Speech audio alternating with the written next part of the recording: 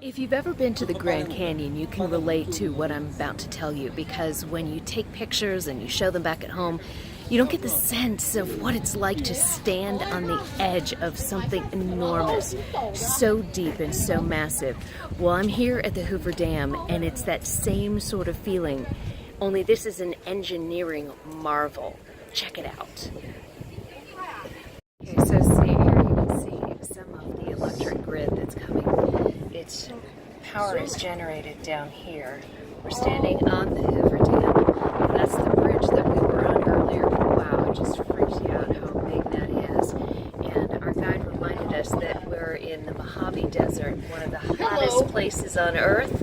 It is quite hot here. It's expected to be in the 100s today. Okay, we're inside the dam right now, and this is one of the giant turbines. I'm gonna learn more, but pretty cool.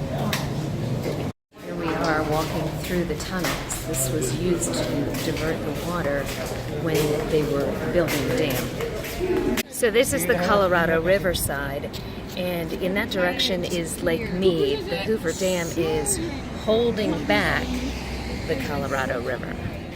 You can see just all the marks on the walls.